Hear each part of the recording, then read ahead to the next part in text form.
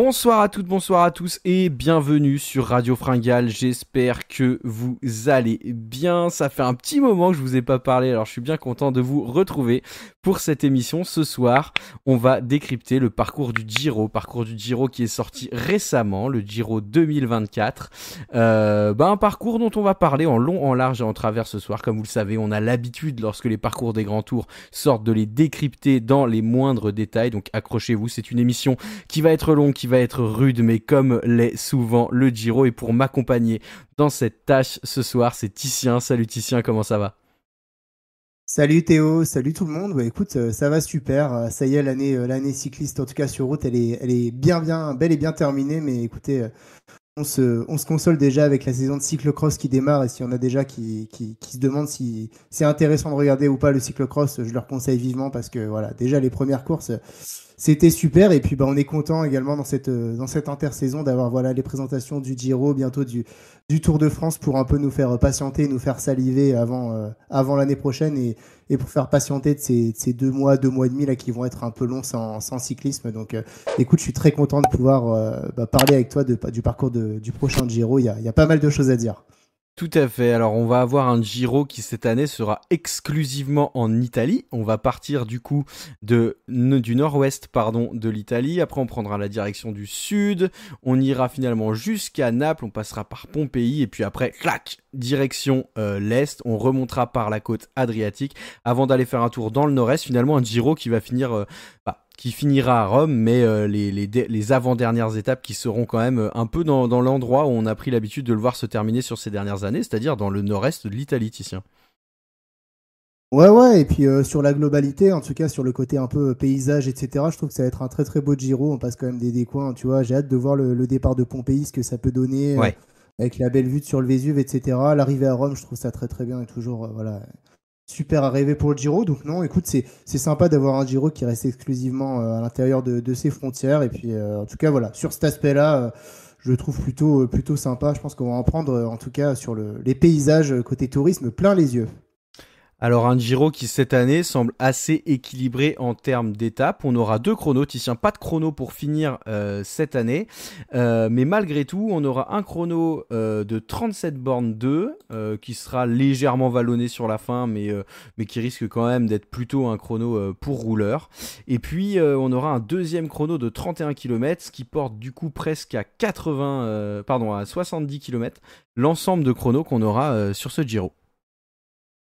Ouais, très sincèrement, des coureurs typés un peu rouleurs-grimpeurs sont largement favorisés, d'autant qu'à côté, on va en parler après, mais il y a de la montagne difficile, mais il y a peut-être de la montagne un peu moins difficile que les années précédentes. Donc voilà, est-ce que cette montagne compense en tout cas le long kilométrage chrono? Et comme tu l'as dit, sur ces 70 km de chrono, on a seulement 10 km qui vont être pour les grimpeurs. Donc c'est vraiment, voilà, les rouleurs ont un super terrain de jeu. Et je sais pas, moi je me demande s'il n'est pas fait un peu pour tu vois, peut-être des Pogacar, des Vingegaard ou des Evenepoel, et notamment à les attirer à faire le doublé. Avec, on sait que ces coureurs, ils sont excellents contre la montre et donc ils devraient largement pouvoir profiter de ces 2 chronos. Et puis de la montagne un peu moins difficile, est-ce que ça ne veut pas dire aussi, bah voilà, vous n'allez pas vous tuer à la tâche sur le Giro et vous pourrez en garder sur le Tour de France? Je sais pas, je décrypte peut-être un peu comme ça cette stratégie de construction du Giro. En tout cas, c'est clair que voilà, les purs grimpeurs, ceux qui vraiment galèrent un peu plus sur le contre-la-montre, bah, je pense qu'ils vont prendre tarif sur les 2 épreuves chronométrées. Montagne un peu moins difficile, quoique dans la dernière semaine, on aura quand même du lourd, dont on va parler juste après. Oui, du lourd. Alors après, c'est du lourd agencé de manière un peu bizarre, mais c'est clair qu'il y a quand même 2, 3 étapes qu'on peut dire qu'elles sont quasi monstrueuses, hein. Même voilà, enfin même si le parcours derrière sur les 2 premières semaines n'est pas forcément hyper compliqué, mais oui, évidemment le Giro, ça reste le grand tour des grimpeurs, de ceux des belles envolées en montagne dans les murs de neige. Là, c'est assez chouette ces moments-là, donc vous inquiétez pas, on va décrypter tout ça et il y aura quand même des super ascensions et des bagarres au sommet des cols assez phénoménales, je pense. L'enjeu de la preview de ce soir étant déjà de deviner quelles étapes seront annulées, car on passera au-dessus des 2000 mètres au mois de mai en Italie, et que faites-moi confiance. Moi j'en ai une, je mets une belle piécette dessus, elle n'aura pas lieu, hein. Ou en tout cas on la fera pas en entier, je peux te le dire. Le Giro qui donc partira de Venaria Reale pour aller vers Torino, première étape de 136 km. Étape un peu intéressante, tu sais à quoi elle me fait penser cette étape, Titien? Elle me fait penser un peu à la première étape du Tour cette année. On aura 136 bornes légèrement vallonnées avec quand même une belle bosse.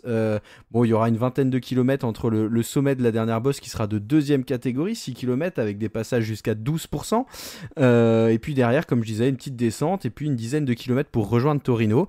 Une étape où finalement, peut-être que déjà les favoris pourraient, alors en fonction de qui y aura sur ce parcours, hein, si on en a qui aiment bien se bastonner dès le début, et on a vu sur le Tour qu'il y en avait qui n'avaient pas de mal à le faire, qui pourraient déjà voir un petit peu une mini bagarre ou en tout cas peut-être des punchers tenter d'aller s'imposer. On a vu cette année les frères Yates profiter de cette première étape.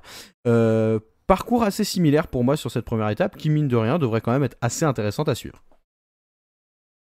Ouais, c'est une première étape assez étrange finalement, puisque en fait on sait que globalement l'étape ça va se jouer sur ce collet Maddalena là, qui est environ à 20, dont le sommet est à une vingtaine de kilomètres de l'arrivée. C'est une vraie ascension pour grimpeur plus que pour puncher, hein, parce que, alors, certes, Oui, c'est vrai, t'as 6 raison. km de montée, c'est pas énorme, mais quand même à 7,4% de moyenne. Donc, c'est un col, hein, c'est pas seulement une petite côte. Donc, clairement, pour le coup, c'est assez bizarre parce que tu te dis, est-ce que les grimpeurs, ils vont se dévoiler? Et en même temps, c'est peut-être trop difficile déjà pour simplement des purs punchers. Et puis derrière, il y a 20 km de plat. En tout cas, ouais, il y a pas mal d'incertitudes. On ne sait pas vraiment. Est-ce que tu vois des coureurs de type Mats Pedersen qui sont des sprinters qui passent les bosses? Est-ce que c'est pas trop difficile pour que Si c'est ils trop arrivent à difficile, passer, ouais. ou alors qu'ils... Alors, c'est peut-être trop difficile pour qu'ils arrivent à passer, mais est-ce qu'ils arriveront à passer, je sais pas moi, à moins de 30 secondes pour ensuite basculer et pouvoir revenir? Toujours est-il qu'en bas de la descente, il restera plus qu'une 12-13 km. Donc, voilà, moi, tu vois, je vois bien un petit groupe de grimpeurs, de second couteau, en tout cas, arriver à s'isoler et puis peut-être à tenir jusqu'à l'arrivée. Je pense pas qu'on aura les favoris ici qui s'expliqueront, d'autant plus qu'il y aura sûrement une première explication le lendemain. Mais en tout cas, voilà, ouais, ça peut laisser, tu vois, un premier maillot rose assez surprise. Donc, en tout cas, c'est clair que voilà, le scénario est pas du tout établi et bien malin celui qui saura prédire au matin même le vainqueur de l'étape. Donc, voilà, une première étape, en tout cas, intéressante pour démarrer. Tu vois, moi, ça me fait vraiment. Alors, ce début de Giro me fait penser au début de Tour de cette année où on avait un peu tendance, tu sais, on avait un peu vite mis les étapes des Pyrénées de côté, en mode ça va pas se bastonner là-dedans et tout. Et je me dis, franchement, on verra qui on a au départ, hein, mais on a aussi parlé de coureurs qui potentiellement pourront aller jouer un doublé cette année et ont plutôt des styles de course assez offensifs. Moi, je pense que clairement sur cette montée on peut avoir le même scénario qu'au Tour, c'est-à-dire même des favoris qui vont s'attaquer avec peut-être pas assez à 100%, donc laisser du coup des équipiers très forts, voire des, comme tu dis, second couteau ou second favoris qu'on voit plus peut-être sur 5, de la 5e à la 10e place du général, arriver à suivre, bien basculer. Et finalement, tu vois, la descente, elle fait quoi? Elle fait une dizaine de kilomètres, après il y a 10 kilomètres de plat. Donc si t'as 20 secondes sur les 10 km de plat et que derrière ça se regarde parce que je sais pas, c'est des coéquipiers des favoris qui sont devant ou simplement que derrière ça a pas envie de rouler en mode, tu vois, comme on l'a vu cette année avec Jonas qui disait bah non je vais pas rouler avec toi Tadej, tu vas m'aligner au sprint, ça sert à rien. Y a peut-être quand même moyen. Et puis l'étape du lendemain me fait aussi un peu penser voilà, à ces étapes qu'on a eues en début de tour. Le lendemain, pour le coup, on a une vraie première étape de montagne, hein. Tu parlais d'un vrai col sur cette première étape. Le lendemain, sur la deuxième étape, on va avoir une ascension de plus de 11 bornes, presque 12, avec un beau pourcentage moyen, et puis des derniers kilomètres qui seront à 8% de moyenne, avec des passages à 14%, dans lesquels en effet on pourrait avoir là peut-être une vraie première explication, peut-être déjà du temps de perdu pour ceux qui seront pas au taquet dès le début de ce Giro. Ah oui, tout à fait. En tout cas, il va pas falloir être hors de forme au début du Giro, sinon on prendra déjà tarif. Même si, encore une fois, Europa, on l'a vu. Alors, je crois que la dernière fois que le Giro l'a emprunté, si je dis pas de bêtises, c'était 2017 avec Tom Dumoulin qui s'était imposé, d'ailleurs, qui devait prendre tarif, selon beaucoup, ce jour-là, et finalement qui avait mis une mine au meilleur grimpeur et qui avait gagné. En fait, cette ascension, elle est surtout difficile, j'ai envie de dire, sur sa partie médiane. Le sommet est un peu moins difficile, même s'il y a une dernière ligne droite sur les pavés qui est pas facile non plus, mais c'est pareil sur cette ascension. Moi, je vois bien, tu vois, pour le coup, les favoris, mais à coup de seconde, j'ai du mal à voir une grande explication à plusieurs. Enfin, loin du sommet, ça reste le premier week-end de course. Bien évidemment que voilà, les favoris vont pas voilà, finir ensemble tranquillement jusqu'à la ligne d'arrivée. Mais ouais, je vois bien, tu vois, un rythme mené par l'équipe du grand favori sur toute la montée et puis des attaques dans les 2 derniers kilomètres pour ça se joue à une dizaine, quinzaine de secondes entre les meilleurs. Mais c'est sûr qu'on aura une première explication, d'autant que la toute première moitié de course, voilà, va être facile à contrôler. Et ce sera dur pour une échappée de grimpeurs de s'enfuir, d'autant qu'en plus les cols qui vont précéder la montée finale seront pas non plus très difficiles. Donc je vois pas une échappée en tout cas fournie avec des coureurs qui seraient en capacité, sauf si le peloton décide de résister aux favoris. Donc oui, première explication du Giro pour moi sur cette étape. Et voilà, encore une fois, je n'en ferai aucune déduction derrière parce que la montée pour moi n'est pas Ouais. difficile. Enfin, n'est pas assez difficile, mais en tout cas, voilà, c'est sympa, c'est dynamique. Et effectivement, tu avais raison sur la première étape. Quand j'y repense, ça me fait bien penser à l'étape du Resquibel qui était la deuxième du tour avec le Resquibel, pareil, qui était à 20 km de l'arrivée et où derrière ça s'était regroupé. Donc, ouais, je pense qu'on aura les deux mêmes acteurs sur les deux étapes avec sûrement un scénario un peu plus incertain sur la première. Et puis voilà, des favoris qui se la jouent à coups de seconde au sanctuaire d'Europa. Tout à fait, comme tu disais, en plus la deuxième partie du parcours sur cette deuxième étape, qui mine de rien, même si on n'a pas d'école très difficile, va faire un peu toboggan du centième kilomètre jusqu'à l'arrivée. Donc même si on veut durcir la course là, enfin tu vois, je me dis notamment si le temps est un peu pourrave, on sera dans cette zone-là de l'Italie qui est quand même pas la plus chaude à cette période-là de l'année. Il y a moyen d'aller un peu taper dans les organismes pour que la dernière montée, qui même si elle ne paraît pas extrêmement difficile, le devienne un petit peu quoi. Oui, oui. Et puis après, ça dépendra des acteurs, hein. Encore une fois, Oui, ouais, c'est clair. quand d'un côté au Tour de France, tu avais Vingegaard, Pogacar qui sont des mecs qui se mettent des mines, et puis qu'au Giro, tu avais Roglic, Thomas qui sont beaucoup plus conservateurs. Bah, selon la typologie en fait de coureurs qu'il y aura au départ, on aura deux étapes très animées où encore une fois, ce sera peut-être plutôt des seconds couteaux qui iront chercher les victoires. Mais encore une fois, voilà, c'est pas un départ où on va s'ennuyer. Il y aura de la tension dès les 2 premiers jours de course.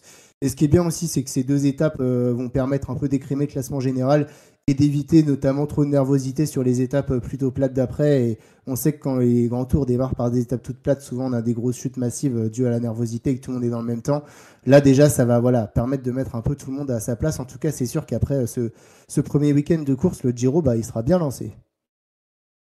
Bon, on va pas se mentir, sur les étapes qui arrivent après, en tout cas l'étape 3, l'étape 4, l'étape 5, on a à peu près le même type de profil, si ce n'est que sur l'étape 3 et l'étape 4, il y a ces espèces de petites bosses avant l'arrivée, alors qu'ils sont pas répertoriés, mais qui mine de rien, sans être forcément trop difficiles, vont amener un petit peu de relief, hein, donc peut-être pas forcément sacrer des purs sprinters, mais peut-être des sprinters qui sont aussi capables de, sans bien passer les bosses, mais être un peu plus punchy.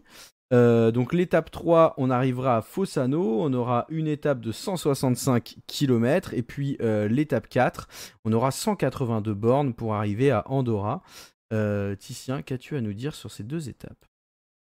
Oh, pas grand-chose en fait, si ce n'est que ce sera des sprints de costaud. Et alors quand j'ai vu le Giro pour la première, enfin le parcours de ce Giro pour la première fois, je me suis dit bon, voilà, tu vois des étapes toutes plates.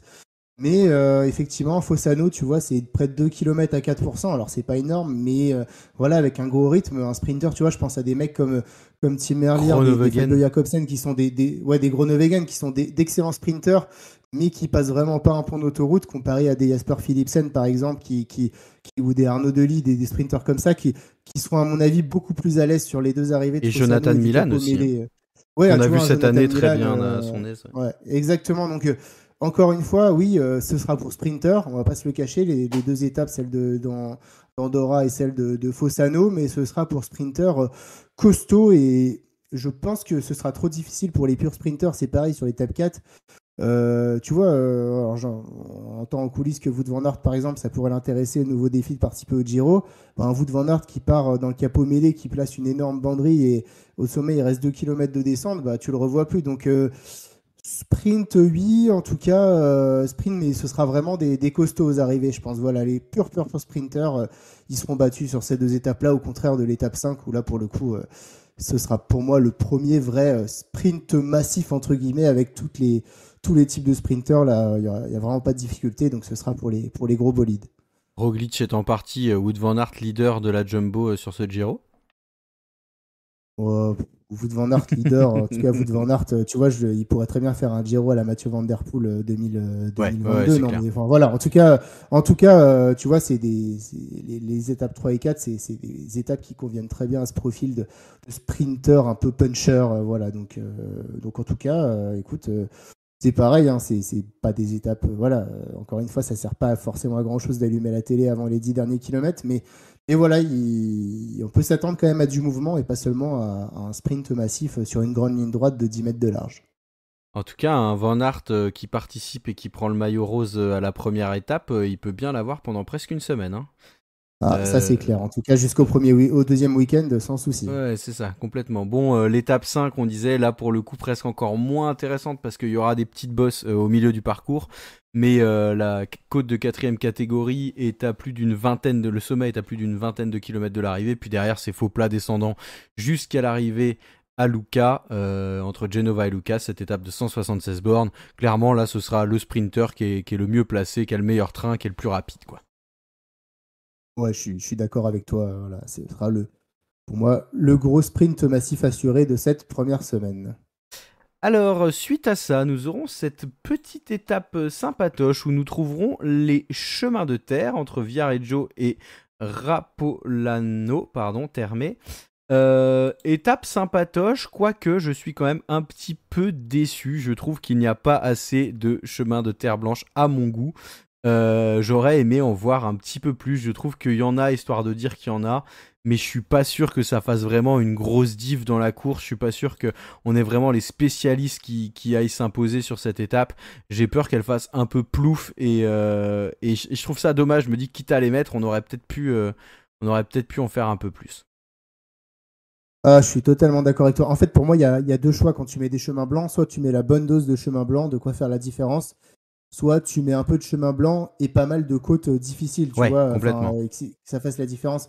Tu vois, l'étape que remporte Mauro Schmid en 2021, oui, le Giro que gagne Bernal. Là, d'ailleurs, Bernal avait attaqué sur l'étape des chemins. Il y avait beaucoup plus de chemins, mais il y avait également beaucoup plus de difficultés, ce qui fait que enfin, voilà, les différences avaient pu se créer.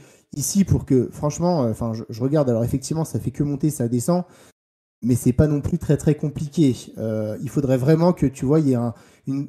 En fait, le point clé de l'étape, il va se faire sur le gros chemin blanc, là, celui qui grimpe. Il y a une montée de 2,5 km à 6% en chemin Hmm. blanc. Il faut vraiment que ça explose ici pour que derrière, ça rende l'étape intéressante. Ou en nu Et s'il y a un mécanique peloton ou. de. Oui, voilà. Il va falloir qu'il y ait quelque chose qui se passe à ce moment-là de la course. Parce qu'ensuite, en fait, il y a quasi plus de chemin blanc. Alors certes, ça monte, ça descend, mais c'est jamais très très compliqué. Et en fait, si tout le monde passe cette portion très difficile là, qui est quand même vraiment pas facile, bah, ensemble, finalement, si tu as tous les favoris dans un peloton de 60-70 coureurs, derrière, voilà, et ce sera pour l'échappée qui est devant, et je pense pas que ça joue plus. Donc, moi, j'ai envie de dire que cette étape, voilà, elle est quand même très décevante, et alors, encore une fois, elle peut être très animée si, par exemple, tu as une météo toute pourrie, etc. Bah, encore une fois, voilà, il peut se passer des choses.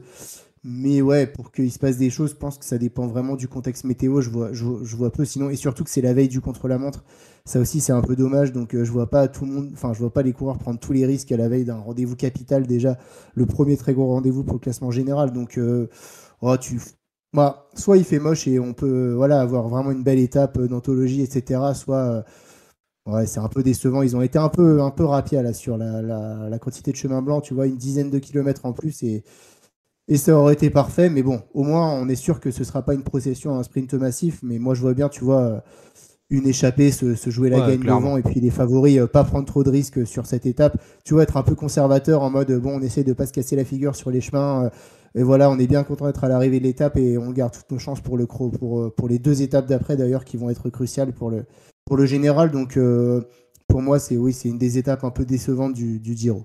Sachant qu'en plus, quand tu regardes comment les chemins blancs sont placés, on n'en a pas énormément en descente et on sait que aussi pour le côté technique, sans dire de faire un truc trop dangereux, trop casse-gueule, on aurait pu aussi se dire, on fait sans faire que de la montée, on en met un peu plus même dans des parties techniques pour vraiment se dire, bah voilà, là, le leader qui est le plus à l'aise, qui techniquement passera le mieux, peut réussir à prendre un peu d'avance.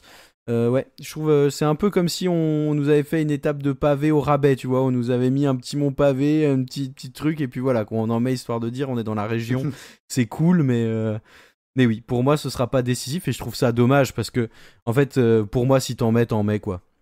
Même, tu vois, limite, tu dis, Ouais, faut mettre des côtes. C'est clair, si tu mets des côtes, tu la rends plus difficile. Mais enfin, la région est tellement belle et ça, c'est quand même unique au monde. Ces chemins-là, là, qui sont très particuliers, qui sont pas des routes, qui sont pas des. Enfin, voilà, c'est des routes pour eux. Mais je veux dire, c'est une manière de faire les chemins qui est quasiment, qui n'a pas d'égal, quoi.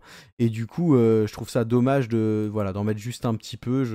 Je pense qu'on aurait pu plus se régaler sur cette étape-là. Après, ça se trouve, comme tu le dis, hein, ce sera l'étape de ouf du Giro parce que il va se passer des trucs auxquels on s'attend pas, mais j'en doute. Écoute, l'avantage maintenant, c'est qu'on n'attend pas grand-chose, donc Ouais, au ouais, pire, ouais. enfin, tu vois, au pire, ça sera ce qu'on aura attendu, et puis au mieux, ça se trouve, enfin, ce sera une étape de fou et on sera hyper content, mais donc au moins, j'en attends pas grand-chose et je pourrais pas être déçu. Le lendemain, tu le disais, on va enchaîner sur le vendredi et le samedi, deux étapes qui vont être peut-être les premiers gros rendez-vous pour les favoris, même si Ah oui, oui, on a oui. parlé rapidement de l'étape 2 de ce Giro, mais là, ça va pas rigoler. Le vendredi, premier rendez-vous contre la montre, 37 km,2 avec une ascension répertoriée à la fin. Selon toi, Titien, est-ce que cette ascension pourrait faire la différence ou est-ce que les 30 premières bornes vont vraiment voilà, celui qui sera en retard là-dessus, même s'il a un profil un peu plus grimpeur ou plus à l'aise quand ça monte, ne pourra pas reprendre des gros moteurs qui auraient pu lui mettre une vingtaine voire une trentaine de secondes sur la première partie du chrono. Est-ce qu'il faudra en Ah bah garder sous clairement. la pédale ou pas? Oui, il va falloir regarder sous la pédale parce que alors cette montée, elle est en palier. Alors si on prend, elle est fait en gros 5 km à 5%, juste un petit peu moins, mais en gros c'est ça. Donc déjà, ça reste quand même un morceau, hein. Surtout, voilà, je pense qu'ils auront les vélos de chrono et surtout, elle est en palier et on a quand même 1,2 km au milieu de l'ascension à plus de 10% de moyenne. Donc, mine de rien, on aura voilà, deux. Et puis, pareil, ensuite, on va enchaîner avec 800 mètres à 9% de moyenne juste après. Donc, voilà, Hmm. c'est des paliers avec des replats, mais oui, quand même, ça va faire la différence. Et pour moi, ce chrono, il va être très important dans l'optique du classement général. Et moi, je vois quand même des gros écarts parce que finalement, déjà, un chrono de 37,5 km, alors il y a 10 ans, on nous aurait dit que c'était une petite distance. Ouais, Aujourd'hui, c'est ça ça. reste quand même une bonne distance de contre-la-montre. Et puis, avec cette montée, on sera pas loin des 50, des 50 minutes minimum d'effort, quoi, en fait. Donc, c'est un chrono qui va faire des vraies différences. Et oui, il faudra en garder pour la partie finale parce que, tu vois, moi, je vois clairement pas un pur rouleur s'imposer en de ce chrono parce que là, voilà, encore une fois, elle est un peu sous-cotée, je pense, la montée vers Perugia, là, et elle va faire quand même bien mal aux pattes. Donc moi, je pense que ce chrono, il est capital pour le classement général et que ce seront en tout cas les favoris, alors les meilleurs rouleurs des favoris qui seront aux premières places et que tu vois un mec, j'en sais rien, dans un monde où Pogacar participe à ce Giro, bah, c'est un contre-la-montre où il peut plier la course dès le début, pareil pour un Jonas Vingegaard, mais il va faire très mal, hein, ce contre-la-montre, placé en plus il est parfaitement placé la veille d'une étape, donc d'une étape de montagne, donc c'est un enchaînement de deux étapes qui va faire très mal et non, non, moi vraiment, je le trouve très bien. J'aime bien comment il est placé à ce moment-là de la première semaine, comme le premier grand rendez-vous, avant d'aborder un week-end déjà difficile. Donc vraiment premier gros rendez-vous pour moi et pas vraiment aussi facile ce à quoi on peut s'attendre quand on voit le profil. Donc moi, je suis plutôt hypé par ce contre-la-montre. Ouais, je suis assez d'accord avec toi. J'aime bien cette longue partie plane où faudra pas traîner non plus et faudra pas partir trop lentement. Mais aussi avec ce côté, je pense, tu vois, qu'il va y avoir vraiment il va falloir jouer à la perfection entre être capable d'envoyer sur le plat au début et en garder sous la pédale pour la dernière montée. Le tout en se disant que voilà, comme dit, si on n'a pas les cannes dans la dernière montée, on peut prendre très cher très vite. Et puis si on a laissé traîner, tu vois, 45 secondes sur le plat, parce que mine de rien, sur 30 bornes, bah, même si tu te donnes pas, enfin si tu donnes pas à fond, ça peut vite arriver. Alors on sait qu'ils vont se donner le plus à fond possible, ça reste un chrono, mais voilà, faudra bien jauger son énergie. Sur PCM, ce serait un vrai bon chrono à gérer, tu vois, ça j'aurais adoré le faire. En vrai, beaucoup moins, mais voilà. Au lendemain de ce premier chrono, on aura une magnifique étape de montagne. Magnifique étape de montagne qui sera malgré tout assez courte, enfin voilà, 150 bornes dans les Apennins. Alors avec une belle montée finale de presque 15 km, 14 et quelques, à 7% de moyenne. Plus difficile sur ces deux premiers tiers, on va dire. Mais mine de rien, voilà, hein, elle est très régulière, 7,1% sur le premier tiers, 7,2% sur le deuxième tiers et 6,8% sur le troisième tiers. Une montée de costaud, faudra, voilà, je pense que c'est typiquement le genre de montée où tu vois, si ça monte au train, bah c'est celui qui sera, bah voilà, il y aura moyen de lâcher tout le monde au train, il y aura pas besoin de forcément de gros changements de rythme pour gagner, mais dans la lignée de la veille où peut-être que le plus fort des favoris sera imposé sur ce chrono, le lendemain, on risque mine de rien de se trouver un peu dans cette situation-là aussi. Ouais, bah écoute, moi j'adore ce diptyque entre le chrono et cette étape de montagne. Je trouve qu'en première semaine, c'est très bien tracé. La première semaine, justement, d'un grand tour, pour moi, elle est là pour en fait poser les bases, mettre chacun à sa place pour qu'ensuite les stratégies se créent sur les 2 semaines d'après, voilà, pour essayer de changer le général. Et je pense que c'est ce qui va se créer. Déjà, le chrono, il va créer une première hiérarchie. Et je pense que la hiérarchie du chrono, elle sera confirmée dès le lendemain parce que cette étape, voilà, elle est quand même très difficile, alors surtout Oui, ouais, dans, ouais, elle est dans difficile. sa partie initiale, parce que mine de rien, 16 km de montée au départ à 5,6% de moyenne, mais avec des replats. Donc voilà, c'est une montée qui va être quand même vraiment pas facile. Et puis ensuite, pour un mec qui a subi le début d'étape qui est difficile, bah ensuite, alors certes, c'est pas insoutenable hein, la difficulté de l'étape, mais voilà, ça va jamais être vraiment très plat. Et donc du coup, quelqu'un qui est dans une mauvaise journée, mine de rien, il peut arriver complètement lessivé déjà au pied de la dernière montée. Et là, il peut prendre très cher. Et moi, je vois des très gros écarts. Pratitivo, on connaît bien. C'est une ascension qu'on retrouve notamment très souvent sur Tirreno Adriatico. Je me souviens qu'en 2021, Pogacar voilà, avait explosé la concurrence sur cette montée. C'est très régulier. Mais voilà, à mon avis, je vois des très grosses différences se créer. Et je vois vraiment voilà, déjà un classement général très, très, très fortement établi à la suite du diptyque. Là, donc, ouais, non, mais franchement, tu vois, je vais pas le faire sur tout le parcours, mais en tout cas, j'aime bien cette première semaine et j'aime beaucoup là cette façon de lancer la course avec le chrono suivi de l'étape de montagne. J'aurais pas du tout aimé que cette étape de montagne soit avant le contre-la-montre parce que du coup, je pense que tout le monde aurait attendu les 2 derniers kilomètres de la montée pour se préserver pour le chrono du lendemain, tandis que là, le chrono il sera passé et déjà ça aurait créé de la fatigue et tout le monde sera à sa place, tout le monde pourra lâcher les chevaux. Donc écoute, moi, je leur tire mon chapeau pour cet enchaînement que je trouve très très bien pour une première semaine et on prend pas trop de risques en montant pas trop en altitude. Donc pas vraiment de risque d'avoir une étape annulée en tout cas à ce moment-là de la course puisqu'on monte pas plus haut que 1450 mètres de dénivelé. Donc écoute, je suis satisfait. Ouais, elle me plaît bien aussi cette étape, je suis assez d'accord avec toi. Puis comme tu le dis, elle sera pas de tout repos mine de rien. Si t'as un peu trop forcé la veille, pourra laisser des plumes dans la première partie avant la dernière ascension. Donc ouais, le seul point noir, mais bon après ça c'est toujours pareil, on peut pas gérer toutes les routes, c'est un peu cette longue descente entre l'ascension de troisième catégorie et la dernière montée, parce qu'on pourrait imaginer que si déjà quelqu'un a pris 2 kilomètres, enfin 2 minutes la veille, des volontés peut-être de mettre en place des premières petites stratégies. Mais voilà, comme dit, déjà c'est pas sûr que ce soit le cas parce que je pense un peu comme toi que si tu prends 2 minutes la veille, c'est pas dit pardon, que t'aies des jambes de feu le lendemain.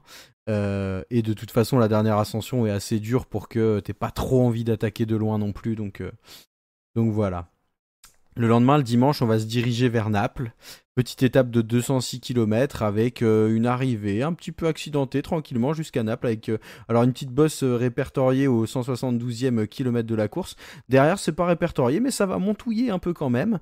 Et voilà, une étape qui pourrait laisser place à, tu vois, je pense des mecs, si Girmay le fait ou voilà, ce profil un peu puncher qui pourra attaquer un peu plus tôt ou même si un Laporte est là, pas forcément attendre le sprint. Et je vois bien une belle bataille dans les 30 derniers kilomètres, équipe de sprinters essayant de garder un peu tout le monde à portée de fusil et puis les punchers, les gars qui sont capables d'attaquer, qui seront forts hein, parce qu'il faudra être quand même fort et encore assez frais après ces premiers 10 jours de course, enfin cette première grosse semaine de course pardon. Ouais, une étape qui me plaît bien, pareil je pense qu'il faudra allumer la téloche sur les 30 dernières bornes mais ou même si une échappée est partie un peu avant, je pense que le terrain peut être propice à lutter jusqu'au bout avec le peloton, donc ça va être sympatoche. Ouais, je suis d'accord avec toi, j'aime bien aussi et ça me fait penser à Milan-San Remo en fait, tu vois, avec ce départ, enfin il y a des petites bosses mais ça vaut pas grand-chose, c'est assez plat, c'est une longue procession jusqu'au finalement aux 30 derniers kilomètres où tu vois c'est des petits capis, je vois l'avant-dernière montée c'est 2 km à 5% et puis la dernière là qui est dont le sommet est à 10 km de l'arrivée et même pas 8 km de l'arrivée le sommet de la dernière ascension, 3,2 km à 4,4%, donc voilà, ça équivaut à un petit pot de jeu, on va dire. Donc, ouais, me fait penser. Voilà, c'est l'étape de l'incertitude où dans les 30 derniers kilomètres, que ce soit parce qu'il y a un gros groupe d'échappés en tête ou parce que ce soit le peloton, il y a une bagarre entre les punchers et les sprinters. Je pense que on devrait bien s'amuser. Donc, encore une fois, très très content de cette étape Et ça y est, on arrive à la fin de la première semaine et bah voilà, pour moi, c'est un peu mon coup de cœur de ce Giro, cette première semaine. Je pense que je serai beaucoup moins indulgent par la suite, même s'il y a quand même pas mal d'étapes sympas. Mais pour une première semaine, écoute, je la trouve très bien tracée avec un grand départ assez intéressant. Un diptyque qui va permettre de mettre tout le monde d'accord là, l'étape du vendredi et du samedi. Quelques étapes comme celle, bon, un peu décevante, c'est sûr, des chemins, mais et celle de Naples ici, qui vont être, voilà, où il va y avoir un combat entre des punchers, des échappés, des sprinters. Et puis finalement, tu vois, quand je regarde cette première semaine, je vois une seule étape où on est sûr d'avoir un sprint massif total, c'est la 5e, celle de Luca, mais même les 2 étapes d'avant avec cette petite bosse dans le final, est-ce que un puncher va réussir à sortir? Est-ce que ça va être pour un sprinter costaud? Enfin, je pense qu'à chaque fois, chaque étape finalement a son petit truc qui fait qu'on a envie de la regarder et bah écoute, je trouve que c'est plutôt une belle première semaine pour lancer ce Giro. Je sais pas ce que t'en penses, toi. Ouais, je suis assez d'accord sur la première semaine. C'est plutôt équilibré, plutôt sympa. Je pense qu'il faudra. J'ai on va pas s'ennuyer, hein, c'est clair, mais je pense que quand même on va attendre un peu impatiemment après les 2 premières étapes, le premier chrono du vendredi, quoi. Je pense que voilà, moi je suis pas mal hypé par les 2 premières étapes. Après, ça va redescendre un peu. Ce sera plus les fameuses étapes où voilà, ça se bastonne entre les sprinters, sauf si on a une bagarre sur les chemins blancs, mais comme dit, j'aurais pu attendre un peu plus cette étape et finalement, bon, c'est un peu mon regret de cette première semaine. Après, par contre, ouais, sur le vendredi, samedi, dimanche, je trouve ça cool. Puis dimanche, voilà, j'aime bien aussi ces étapes du dimanche où t'es pas forcément toute la journée devant la téloche, tu vois, moi ça me va bien. Si en plus il fait pas trop mauvais à ce moment-là, de se dire que tu peux profiter de ton dimanche après-midi, puis t'allumes juste sur la fin, donc c'est cool. Et puis on Ouais, enchaîne ça, bien. Ouais. ça c'est ce que tu dis, je vais me promener. C'est pas parce que tu as fait la fête tout le samedi soir et que du coup tu te réveilles à 15h le dimanche. Enfin, faut dire à ceux Et qui nous écoutent la vérité quand même, je hein. fais du vélo maintenant, messieurs, dames, hein. Moi, Oui, le dimanche oui, matin, je vais monter le ballon d'Alsace, hein. Alors, tranquille, hein. D'ailleurs, si vous le montez, vous êtes certain. Moi, je suis le mec que vous doublez. Voilà, je vous le dis. C'est ça, comme ça, vous êtes au courant. Mais ouais, je suis de ces gens-là, moi, maintenant, Titien, donc tranquille, hein. Faudra pas laisser ses jambes pendant la journée de repos, puisque le lendemain de l'étape qui arrive à Naples, on aura une petite journée de repos. Et le mardi, on rattaquera. Alors, je trouve que cette étape est un peu sous-cotée, même au niveau de comment les personnes qui ont tracé le parcours la donnent. Ils la donnent à 3 étoiles sur 5. Euh, Elle va pas être excessivement dure. La dernière ascension va pas être excessivement dure, mais tout de même, c'est quand même 17 km de grimpette, qui je crois sont répertoriés à 4,5%. Pourquoi? Parce que il y a au milieu de cette étape, bah voilà, une partie d'à peu près 5 km où ça va, enfin, ouais, c'est ça, 4-5 km à 2%. Notamment, ça redescend 2 fois légèrement. Mais c'est quand même 17 km d'ascension avec 7% sur les 5 derniers kilomètres. Je pense qu'il faudra quand même. Je sais pas s'il y aura une grosse bataille, c'est pas ce que je dis. Mais par contre, je pense que quelqu'un qui en a chié la première semaine, qui a du mal les lendemains de journée de repos et tout, il peut perdre du temps dans cette ascension. Et, euh, et moi, tu vois, je la vois bien un peu comme l'étape piégeuse. Une des étapes piégeuses de ce Giro où, tu vois, mine de rien, ça monte aussi un peu à partir de la moitié du parcours. Elle est pas très longue, donc faudra vite se mettre dedans. Enfin, voilà, je pense qu'on peut se retrouver plus. Cette étape pourrait être un peu une surprise pour moi de ce Giro. Oui, pourquoi pas. Moi, je suis mitigé. Je sais pas que j'aime pas non plus, hein. Tu vois, j'aurais préféré une étape avec un départ vraiment corsé. Enfin, pour moi, justement, c'est ce qu'il faut faire les lendemains de journée de repos. C'est vraiment corser le départ. On va faire un truc assez infâme pour que ça lance la course derrière. Alors, encore une fois, je préfère toujours ça à une étape toute plate pour sprinter un lendemain de journée de repos. Et effectivement, après, voilà, dans tous les cas, la montée finale, alors il faudra attendre, je pense, la dernière rampe, là, les Ouais, ouais, ouais. 6,5 derniers kilomètres, ils sont à plus de 7%. Mais encore une fois, effectivement, oui, il faudra bien avoir digéré la journée de repos. Alors après, l'étape comme ça, quand je la vois, elle me fait pas bondir de mon fauteuil, hein. C'est pas non plus un truc incroyable. Mais écoute, en tout cas, ils ont fait l'effort, encore une fois. Et ça, c'est vraiment ce que je tiens à souligner depuis le début de ce Giro, quand même, c'est que pour l'instant, dans la construction, je le trouve plutôt bien construit. Tu vois, ils font pas d'erreur là-dessus, ils font pas d'étapes très faciles les lendemains de journée de repos, ils font pas de contre-la-montre après une journée de montagne. Donc écoute, en tout cas, sur ce côté-là, l'effort est bien fait. J'attends de voir sur la montée finale, tu vois, moi, ça me paraît quand même être vraiment de la moyenne montagne plutôt que de la vraie dure montagne. Écoute, assez intrigué. Je dis pas que je suis convaincu, mais j'attends de voir. En tout cas, écoute, on devrait pas s'ennuyer. Je pense que ce sera une course à deux échelons, hein. Je vois bien quand même sur ce genre d'étape une échappée devant et puis qui n'est pas assez dur encore une fois pour faire des vraies différences, je trouve. Mais écoute, je dirais plutôt que je suis curieux là-dessus. Je mets pas un 20 sur 20, je mets pas non plus un 0 Ah sur non, 20, non, mais moi non ouais, plus. un peu au-dessus de la moyenne pour moi, c'est l'idée est bonne. Donc j'attends de voir. En tout cas, c'est sûr que c'est pas non plus de tout repos. Et c'est un mec qui a vraiment mal digéré la journée de repos et qui a du mal à remettre en route, bah voilà, il peut prendre effectivement tarif dans les derniers kilomètres. Comme je disais, moi, je dis pas que c'est l'étape qui me hype le plus, je dis juste que je la trouve un peu sous-cotée, même de la manière dont elle est Oui, oui, présentée sur oui. le parcours, et aussi dans le sens que pour moi, elle pue l'étape piège, tu vois. C'est surtout ça, quoi. Et je me dis là-dessus, si tu la prends un peu à la légère, cette étape, tu peux très vite être très déçu, quoi. Notamment, je vois bien un ou deux favoris être piégés sur cette étape, surtout s'il y en a qui décident se sentent super bien et décident de rattaquer pied au plancher le lendemain de la journée de repos. Surtout qu'on sait qu'après, sur l'étape 11 du mercredi, on va faire 200 km. Alors, je vous lis quand même ce qui est présenté sur le site du Giro. Les 80 derniers kilomètres sont rectilignés plats pour un sprint pratiquement assuré. Voilà, on ne nous fait même pas part de vent, bien qu'on va quand même longer la côte adriatique. Donc voilà, je pense que cette étape, on sait un petit peu ce qui nous attend ici. Bah, il en faut, j'ai envie de dire, pour qu'on ait des étapes où c'est le feu d'artifice, il faut aussi des étapes où les coureurs ils se reposent entre guillemets. Donc écoute, il n'y en a pas eu vraiment d'étapes toutes plates, enfin une ou deux depuis le début du Giro. Donc écoute, qu'il y ait celle-là à ce moment-là, moi ça me gêne pas beaucoup. En tout cas, j'ai pas plus de commentaires à faire, si ce n'est que allumer votre téléviseur le jour J à 5 km de l'arrivée, là vers 16h30, et puis voilà, vous aurez un beau sprint massif, Ouais, RAS pour le reste. checker la météo le matin, voir si ça annonce du vent quand même, on sait jamais, et puis c'est tout quoi.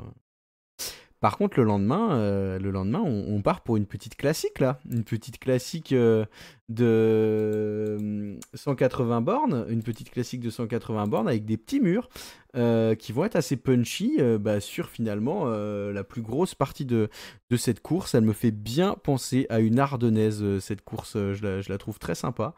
Cet enchaînement de petits monts là. Alors je sais pas vraiment si des favoris vont se tabasser là-dessus. Après on sait que voilà de nos jours tout est possible, hein. On l'a vu sur les étapes du Tour de France où sur les 60 ou 70 premiers kilomètres cette année ça se tabassait sur des côtes qu'on n'aurait même pas imaginé être des côtes sur lesquelles des athlètes de ce niveau pourraient se tabasser sur un grand tour. Donc malgré tout j'imagine quand même pas forcément les favoris s'astiquer, mais c'est une étape qui pourrait malgré tout nous révéler des surprises. J'aime bien ce petit parcours punchy là. Tu vois, je trouve que pour le coup, ce qu'elle a de sympa cette étape, c'est que, comme tu disais, il propose un peu des trucs. Enfin, on va pas en avoir quatre des étapes comme ça et enfin voilà, ceux qui auront misé sur cette étape, c'est là qu'il faudra agir. S'il y a des favoris qui se sentent plus à l'aise sur ce terrain-là, c'est là qu'il faudra agir aussi. Donc ouais, moi j'aime beaucoup cette étape et là pour le coup, j'allumerai la téloche un peu plus tôt, tu vois. Ouais, écoute, quand moi je l'ai vu, cette étape tout de suite dans ma tête, j'ai surnommé l'étape Benili, tu vois. C'est clairement une Ouais, étape de où ouf. c'est un mec comme ça, il va se régaler, tu vois. Bah alors, on va être très clair, hein. Enfin, j'ai du mal quand même, encore une fois, à moins de circonstances de course où après, avec les fous furieux qu'on a au départ des courses, maintenant, on sait plus où donner de la tête. Et rappelle-toi que cette Mais sinon, année, j'ai. Roglic avait sorti Remco sur des difficultés qu'on n'imaginait pas des difficultés. Alors bon, après, il avait eu le Covid, tout ça, machin, mais... C'est vrai. Alors, encore une fois, le reproche. Alors, dans le cadre d'une bataille au classement général, le reproche que je lui ferais, c'est que j'aime beaucoup toute la partie un peu médiane de l'étape jusqu'au kilomètre 148. Là, ensuite, c'est un peu dommage parce que Ouais, tu as ça une petite redescend un peu, côte, là, ouais. l'avant-dernière, où tu as juste 700 mètres, tu as beaucoup de plat. Ensuite, tu as encore du plat jusqu'à la dernière montée qui est pas non plus insurmontable. Alors que tu vois, vers le milieu de la course, là, tu as Recanati, voilà, t'as Monty, t'as des courses comme ça, t'as des côtes comme ça. Là, pour le coup, c'est vraiment très pentu. Je suis un peu plus déçu par la fin de l'étape et je pense que ce sera pas assez dur du coup parce que, en fait, soit l'étape devient un feu d'artifice dès le milieu. Les favoris, il peut se passer quelque chose, mais sinon, voilà, j'ai du mal quand même voilà, un peu déçu par la fin de l'étape pour créer une course sur le côté classement général. Par contre, encore une fois, je pense qu'on aura une belle échappée de baroudeurs et que ça va bien bastonner. Encore une fois, effectivement, ça ressemble à une ardennaise, donc voilà, dans tous les cas, je pense qu'on aura un beau spectacle à l'avant de la course et voilà, un beau vainqueur. Et Et tu vois, ouais, moi, j'ai tout de suite pensé à Ben Illy parce que je me suis dit, s'il est au départ, une étape comme ça, il va la cocher tout de suite. Genre de coureur qui est capable de partir, tu vois, vers 50 km de l'arrivée. Et ensuite, sur un truc comme ça, tu le revois plus. Mais voilà. En tout cas, je pense que on aura une belle bataille, quoi qu'il en soit. Mais j'ai des doutes sur le classement général. Mais encore une fois, tu vois, du mauvais temps ou quelque chose comme ça. Et on peut vite basculer. Donc, encore une fois, elle ouvre des possibilités de tactique. C'est aux coureurs ensuite d'en profiter. Mais oui, c'est une belle étape traditionnelle du Giro avec des petites côtes qui s'enchaînent. Donc écoute, très content de la retrouver ici, très bien placée en deuxième semaine. Titien, tu viens de nous utiliser les mots beau spectacle. Est-ce que c'est les mêmes mots que tu vas utiliser pour l'étape du vendredi entre Riccione et Cento, 179 km, je cite, parfaitement plate, relie les plages au centre de la vallée du Pô, où un sprint massif est attendu. Voilà.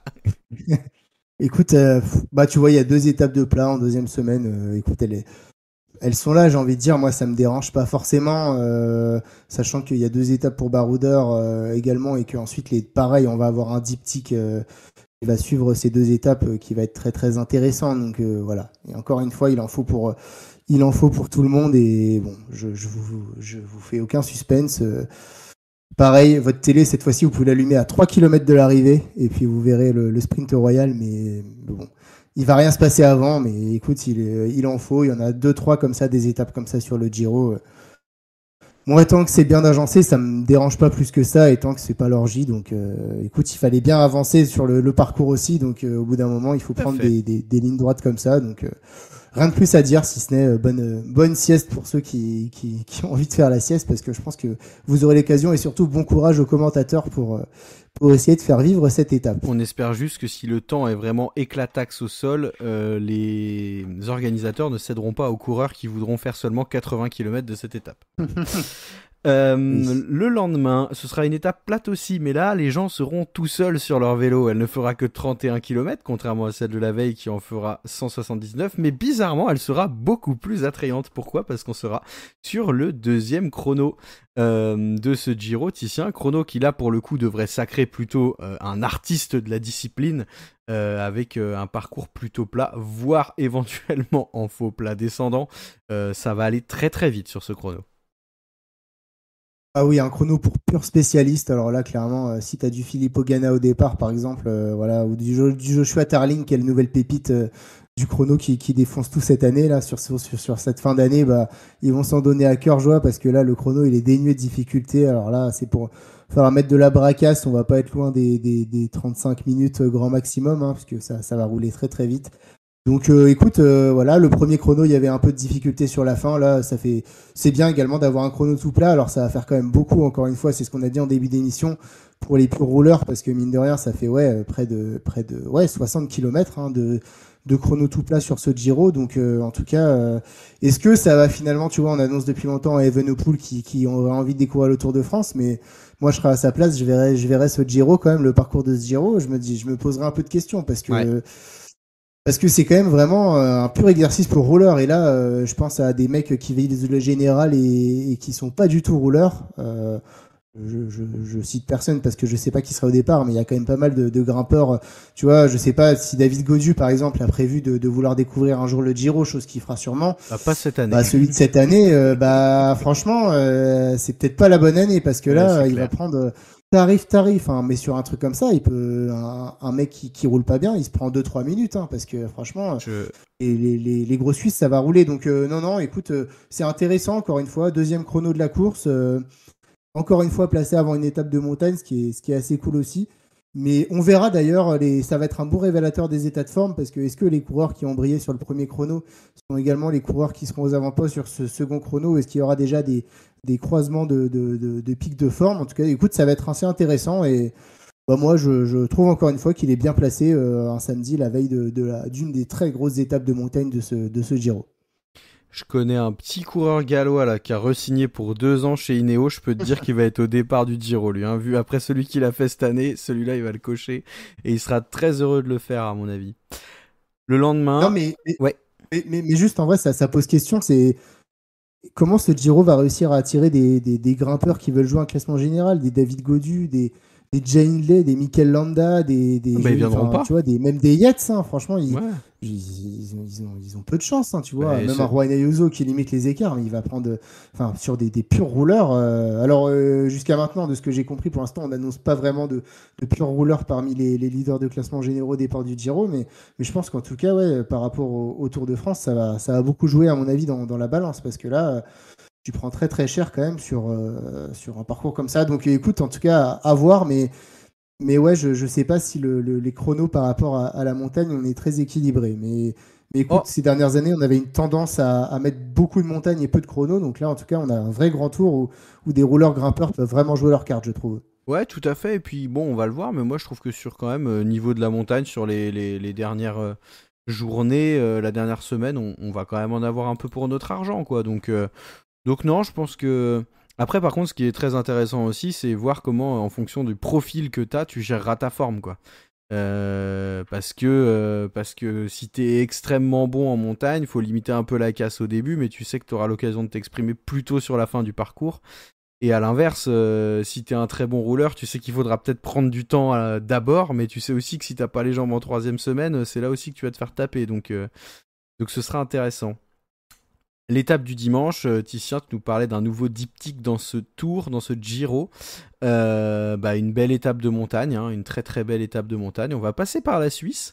Une belle étape de montagne avec notamment, donc déjà on aura 220 bornes, donc c'est je crois l'étape la plus longue de ce Giro. Et puis les 40 derniers, même non, les 50 derniers kilomètres vont être très difficiles. On peut même dire les 80 derniers kilomètres, hein, parce que ça va montouiller un peu. Mais sur la fin, voilà, on va avoir un enchaînement de boss enfin de boss, pardon, de col, avec un petit col de 18 km là, où ça va bien monter, et puis avec des passages jusqu'à 13%, ça redescendra légèrement, et puis pareil, hein, derrière on aura de nouveau 10 km qu'il faudra grimper à 8 km à 6%, 6,6, avec des passages à 18%, notamment sur la fin, quand on aura bien mal des 220 km qu'on se sera tapé avant. Une étape qui va sacrer, je pense, un costaud, et peut-être qui pourrait, tu vois, on disait que sur la première étape, la personne qui allait certainement mettre tout le monde d'accord en chrono, allait potentiellement le lendemain faire le doublé, ou en tout cas asseoir sa domination. Là, moi, je verrais peut-être déjà un classement général qui pourrait commencer, comme tu disais, sur le chrono, voir les états de forme, mais là, peut-être commencer à se croiser, parce que pour moi, on va avoir vraiment un rendez-vous très très costaud en montagne. En plus, il va y avoir de l'altitude, on va passer au-delà des 2000. Euh, et on va rentrer aussi dans la dernière phase de ce Giro où seuls ceux qui viseront le classement général final, enfin ceux qui viseront les places les plus chères, vont venir s'imposer. Ah bah pour moi c'est l'étape reine de ce Giro, alors même si elle paraît pas monstrueuse sur le papier, mais en fait la fin d'étape elle va être atroce, et c'est des vrais cols de haute montagne, hein. La Forcola di Livigno, 18 km à 7%, c'est quand même un col extrêmement difficile, surtout qu'on va monter on va monter très très haut en altitude, et puis il y a 18 km à 6,1%, mais d'abord il y a déjà une dizaine de kilomètres qui vont précéder après la Ouais, c'est montée ça. d'Aprica, où ça va déjà monter à 6-7% de moyenne, voilà, donc non, non, et puis avec l'altitude, ça va être très difficile, la dernière montée est également très très difficile, avec deux derniers kilomètres ouais, voilà, infernaux, hein, donc ouais, non, très clairement pour moi c'est l'étape là. Ouais, peut-être la plus difficile de par la distance, l'altitude et les profils des cols qui sont présentés. Donc, ouais, je trouve encore une fois que ça s'enchaîne très bien après le chrono la veille. Encore une fois, très très bien, quoi. Tu vois, elle aurait été totalement escamotée, je trouve, s'il y avait eu le chrono le lendemain. Mais là, encore une fois, je trouve qu'ils ont bien joué les organisateurs. Ça, c'est un très bon point. Et je trouve elle clôt très bien cette deuxième semaine, parce que là, pour le coup, je pense qu'effectivement, le classement général, il sera très très bien établi après ce nouveau diptyque, et ça va ouvrir en fait les opportunités pour la troisième semaine. Donc, je trouve que ça a été très bien tracé ici aussi, et que cette étape, elle est très très belle. Donc, voilà. Je tire mon chapeau, et je pense encore une fois qu'au sommet là, de Livigno, on saura qui sont les tout meilleurs de ce Giro, et qui se jouera la victoire finale, qui a totalement craqué et qui a encore une chance de jouer quelque chose d'ici la fin du Giro. Donc voilà. En tout cas, très content de ce troisième week-end de course. Mais je pense que ton sourire et ton état content va un petit peu s'effacer de ton visage, Titien. Alors, on aura la journée de repos le lendemain, le lundi. Les problèmes arrivent. Les problèmes arrivent là. Et le mardi, pour moi, hein, deuxième red flag, ou même deuxième carton rouge, red card de ce parcours pour les organisateurs, après l'étape des chemins blancs qui me laisse un peu sur ma faim. Eh ben, on a décidé de mettre sur une étape de 202 km la Chimacopi, qui n'est d'autre quand même que le Stelvio, hein, donc c'est pas une Chimacopi au rabais, dans les 50 premiers kilomètres, voilà. Et ensuite, ce sera une descente, puis ce sera tout plat, et puis enfin, sur la fin, on aura de nouveau de la montée, de la montagne, enfin plutôt de la moyenne montagne dans laquelle les coureurs pourront s'affronter. Une étape qui, tu vois, quand on parle de la France en géographie et qu'on parle de la diagonale du vide, bah là j'ai l'impression qu'ils l'ont foutu au milieu de l'étape, tu vois. Genre, c'est-à-dire que c'est très intéressant au début, grosse diagonale as du vide, et puis ça va être intéressant sur la fin. Mais était-ce vraiment rendre hommage au Stelvio que de le mettre à cet endroit-là de la course?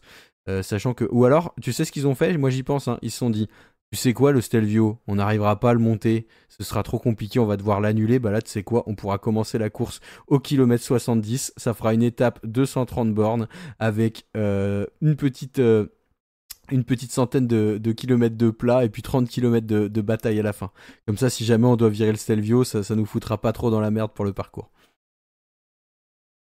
Bon, moi, je vais être clair, c'est un énorme carton rouge, mais comment on passe. Enfin, et en plus, je trouve qu'on part d'une très très bonne idée, voire une idée de génie. Je trouve que jusqu'en bas du Stelvio, le début d'étape est parfait. Ah pour oui, un oui. lendemain de journée de repos, on aurait pu s'arrêter là, déjà, en haut du Stelvio. Ah ouais, non, mais en fait, ce qu'il aurait fallu, là, sur cette étape, si tu supprimes du kilomètre 68 au kilomètre 157, si là, ensuite, tu as une étape magnifique. Mais que c'est que c'est. Mais pourquoi? Enfin, en fait, le début de l'étape, je le trouve superbe parce que, voilà. Déjà, les deux premiers petits cols, là, jusqu'à 10 km de l'arrivée, un mec qui est pas du tout en jambes après la journée de repos, qui est en galère en troisième semaine, il va prendre tarif. Dans la descente, il aura à peine le temps de récupérer, qui sera déjà au pied d'un mont, le Stelvio, hein, quand même. Enfin, voilà, c'est 20 km de montée à plus de ce Stelvio. Et justement, c'est parfait. Et je trouve qu'il est dans un rôle, il serait dans un rôle nickel si ensuite on redescendait le Stelvio et qu'on était dans une étape très courte, très dynamique, où en bas de la descente du Stelvio, tu as une dernière montée qui pourrait être la dernière montée de cette étape. Voilà, un truc pas moins compliqué que le Stelvio, qui reste difficile, etc. Et tu auras une étape de 100 km, en fait, une étape courte, très dynamique, avec un Stelvio déjà dans les 50 premiers kilomètres de l'étape qu'on aurait mis partout, qui aurait fait souffrir tous ceux qui récupèrent mal de la journée de repos et qui commencent à souffrir en troisième semaine. Et là, on aurait eu un truc super. Et là, j'aurais dit oui, mais les idées de génie. Mais là, c'est gâché. Parce que, alors certes, le Stelvio, ça peut en mettre partout. Un mec qui peut prendre très cher, il peut prendre, je sais pas, 3-4 minutes dans le Stelvio. Mais ensuite, bah voilà, il va y avoir la descente. Et ensuite, et pareil, un mec qui part à l'avant, qui veut s'isoler. Les équipiers n'auront pas eu le temps de prendre 3-4 minutes en début de course. Donc, ils seront repris dans le Stelvio. Ils pourront pas être repris dans la descente. Enfin voilà, en gros, il y a aucun scénario sur cette étape, je trouve, où tu as un mec qui part, qui récupère des équipiers et qui ensuite, sur toute la transition plate, continue à reprendre du temps sur ses adversaires et peut partir. Enfin, je vois pas comment ce scénario est possible, en fait. Donc, à partir de là, l'étape est ratée parce que, voilà, il y aura des regroupements et la partie de plat, en fait, c'est pas possible. Ça tue une course offensive et la dernière montée, oui, est difficile, mais sans être extrêmement difficile. Donc, ça va se jouer forcément.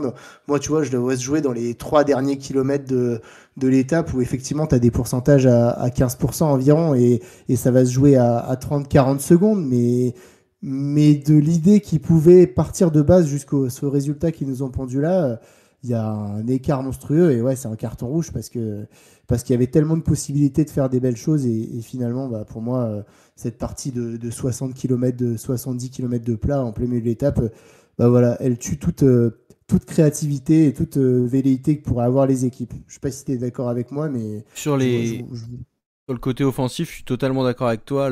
Pour moi, le seul intérêt que va avoir ce Stelvio dans cette étape, c'est de voir, tu vois...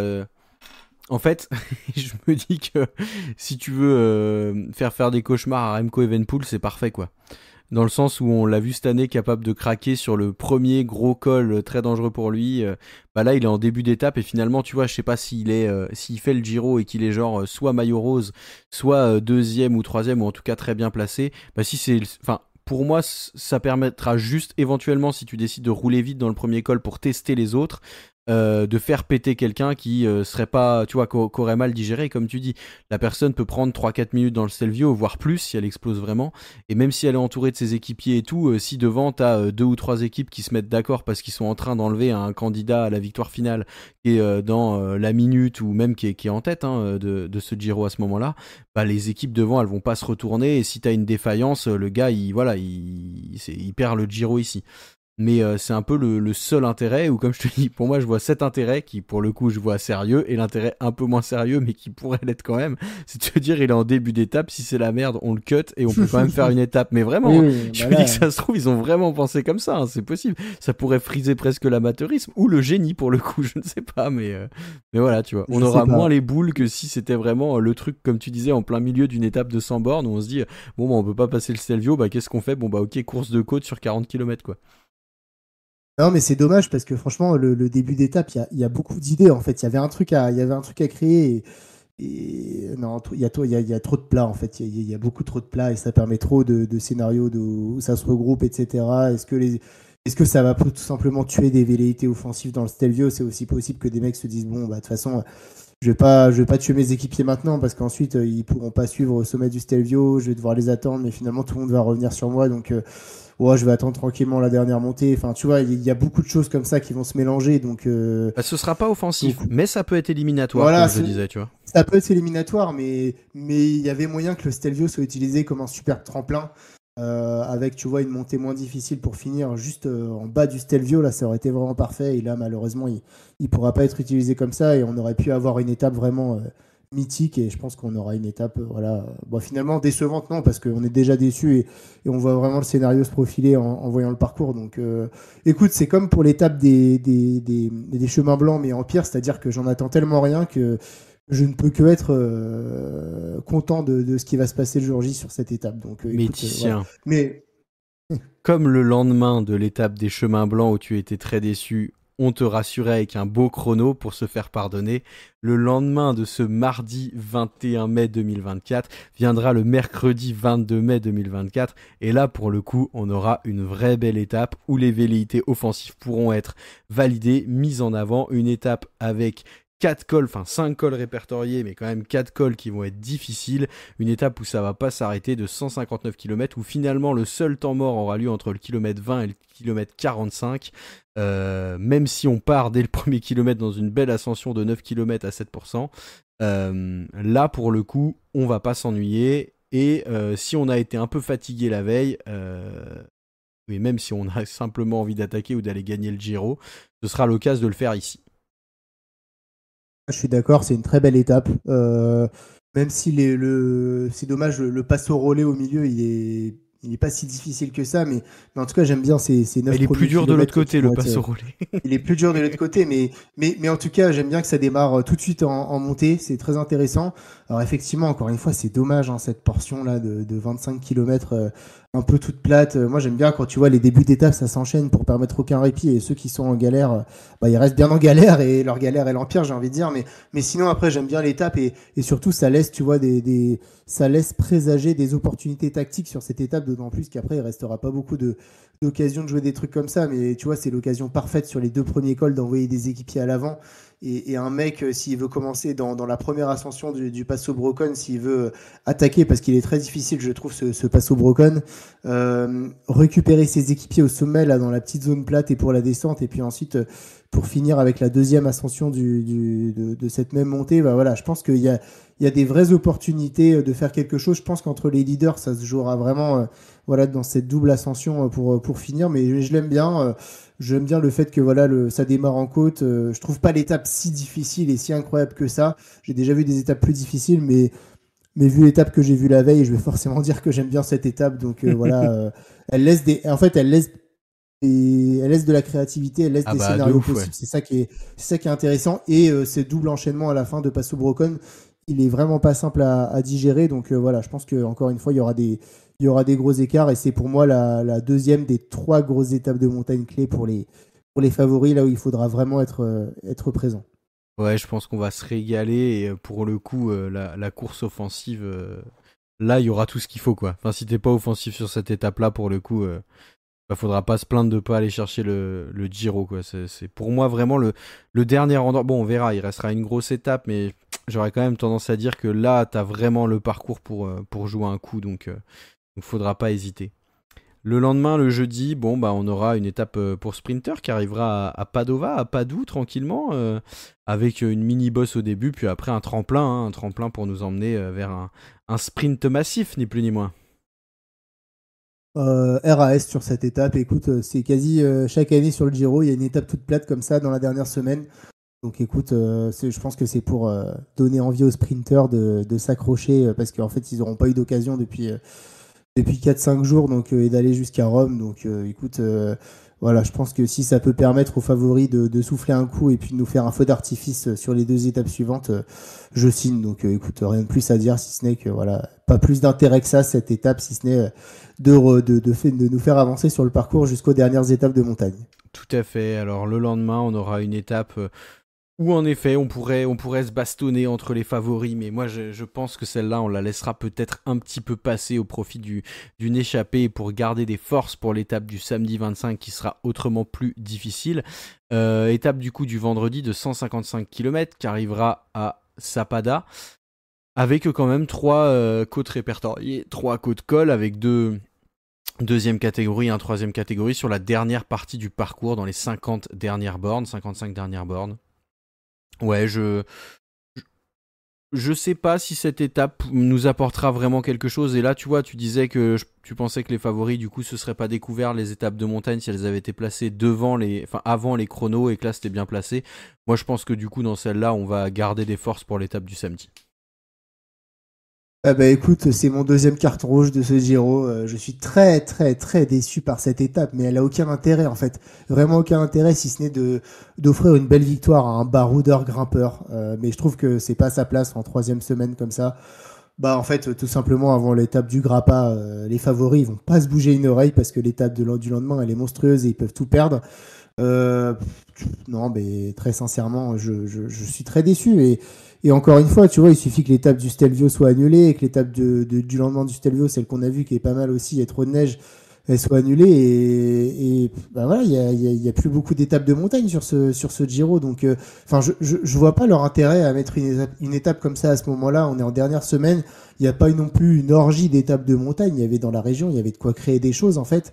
Et bah franchement, je suis très déçu. Il va rien se passer si ce n'est dans les 2 derniers kilomètres du col et encore. Mais je pense vraiment on gardera toutes les forces pour le lendemain. Donc, écoute, on aura peut-être la victoire française ou la victoire italienne du Giro. Tu vois, je vois bien un Bardiani aller faire un petit C'est Lennart numéro et Kamna aller qui va la gagner. gagner, celle-là. Ouais, tu vois, un Kamna, un truc comme ça. Mais est-ce qu'on a envie de voir ça dans l'avant-dernière étape décisive du Giro? Bah pour moi non. Non, Et c'est pardon, une c'est très grosse Remco qui déception. va gagner parce qu'il aura craqué dans Oui, l'étape du Stelvio, comme je possible. l'ai voulu annoncer. Mais bref, vous nous direz dans les commentaires ce que vous en pensez. Mais pour moi, ouais, s'il faut mettre un deuxième red flag, et je le mets, il est sur cette étape. J'en suis très déçu. Encore en 2e semaine, c'est très bien. En première semaine, tu vois, une étape pour baroudeur grimpeur comme celle-là, mais pas en 3e semaine, pas au moment où le classement général doit se jouer. Et non, il fallait mettre une belle étape de montagne à ce moment-là pour moi. Et c'est voilà, une grosse déception. Écoute, bah moi, ma déception vient plutôt de l'étape du lendemain. Étape qui paraît magnifique sur le papier, de 175 bornes avec 2 fois le Monte Grappa. Alors c'est quand même 18 km à 8,1% et des passages à 14%. Voilà. Si jamais un jour vous êtes dans la région et que vous avez envie de rester en vie, n'y allez pas. Mais par contre, pourquoi ne pas avoir fait une arrivée au sommet? C'est pareil, je trouve qu'on n'a pas des masses non plus d'arrivées au sommet mythiques ou de cols hyper durs dans ce Giro. En fait, si vous voulez, on va monter 2 fois ce Monte Grappa, donc forcément on va redescendre après la première montée, puis la deuxième montée, on va de nouveau redescendre. Enfin, c'est quand même une descente en 2 parties, mais il y a presque 30 km de descente pour aller à Bassano del Grappa. Moi là, ça me déçoit énormément, tu vois. Alors, est-ce que c'est pour le fait de se dire on veut pas que la dernière étape soit trop dure, mais en même temps, elle sera quand même déjà dure parce qu'il va falloir le monter 2 fois. Enfin, est-ce que c'est pour que peut-être s'il n'y a pas beaucoup d'écart ça joue dans la descente? Enfin j'ai vraiment du mal à comprendre pourquoi on s'arrête pas au Monte Grappa. Ça aurait été une étape parfaite, 144 bornes pour terminer avec 2 ascensions monstrueuses de ce col magnifique là. Ouais, bah tu vois, moi, autant l'étape de la veille, je me dis, bon, c'est vrai qu'elle est pas folichonne, mais voilà, enfin, j'en ferai pas un red flag. Autant là, je me dis, putain, mais les gars, vous aviez l'occasion de finir ce Giro en feu d'artifice, et en fait, on se trouve avec un truc méga chelou. Enfin, explique-moi, Titien, donne-moi un argument, une raison, pourquoi. Réponds-moi, s'il te plaît. Et bah écoute, moi je vais te prendre un revers, mais je kiffe cette étape et c'est une de mes préférées de ce Giro. Ah Du ouais? coup, ouais, non, non. Ah ouais, moi je kiffe et je déteste en fait quand on finit avec une grosse étape bien difficile parce que on l'a bien vu sur le dernier Giro qui a été pour moi un des grands tours, un des Giros en tout cas les plus ennuyeux que j'ai pu suivre. C'était horrible, j'ai trouvé. Et bah oui, en fait, tu mets une dernière grosse étape, ça cadenasse la course. Enfin, tu mets une arrivée au sommet en dernière étape de montagne. Je trouve que ça cadenasse la course. Et là, pour le coup, je la trouve très bien tracée. La descente du Grappa, elle est très sinueuse. Et puis ce col, il est hyper compliqué, hein. Enfin, 8,1% de moyenne sur 19 km. Enfin, c'est au moins un Ventoux, voire plus dur, je trouve. Non, non, le Grappa, c'est un sacré chrono. Et puis j'aime bien Ah cette ouais? descente en deux parties avec une petite remontée. Moi, je me souviens, le Grappa, il avait été monté sur le Giro 2014, si je dis pas de bêtises, c'était un chrono. Et Quintana, je me souviens, à l'époque, qui avait gagné ce Giro, il avait surclassé la concurrence et mis des écarts abyssaux. Non, non, moi, je vois, tu vois, Oui, mais elle sera quand non, non, même je vois. dure. Tu vois ça que je veux dire. En fait, tu vas quand même le monter 2 fois. Les gars, s'ils veulent se retenir, ils se retiendront quand même du fait qu'il faudra le monter 2 fois. En fait, je comprends pas la deuxième descente parce Oui, que les mais écarts, ils tu seront vois, quand même faits, tu vois. Enfin. oui, mais dans une descente, tout peut se passer. Ça peut, enfin, tu vois, je sais, par Ouais, un mais du coup, leader qui ça est va être deuxième du classement. dangereux. Enfin. Alors ça, c'est peut-être le point noir, effectivement, c'est que surtout que la descente du Grappa, elle est très sinueuse, donc c'est pas la descente, enfin voilà, c'est une descente plutôt dangereuse, effectivement, très bien pentue, etc. Mais par contre, ça ouvre des scénarios, parce que pour moi, si c'était arrivé au sommet, je pense qu'un mec, il lâche tout dans les 3 derniers kilomètres, tandis que là, il se dit, bah voilà, si je lâche tout dans les 3 derniers kilomètres, ah non, bah derrière, je risque de me faire reprendre dans la descente, donc il faut que j'attaque de beaucoup plus loin. Et puis cette étape, je trouve, enfin, cet enchaînement, en Après, gros, on a, les 3 derniers pour moi, kilomètres, ils sont à 9,5%. Même si t'attaques dans les 3 derniers kilomètres de la dernière montée, t'as quand même moyen de faire des écarts monstrueux si t'es vraiment au-dessus, tu vois. et puis c'est pareil, tu vois, alors t'as un excellent descendeur qui fait qui arrive à faire des différences dans la dernière descente. Moi je trouve aussi que c'est pas mal, hein, de promouvoir ce type d'effort. Enfin non, moi pour le coup je kiffe, j'aime pas trop les grands tours qui finissent par soit par un chrono, soit par une arrivée au sommet. Donc moi je la trouve assez monstrueuse parce que franchement ça va faire 37 km de montée à plus de 8% de moyenne. Le Grappa c'est un col très difficile. Pour le coup, ça risque pas trop l'annulation ça monte pas trop en altitude.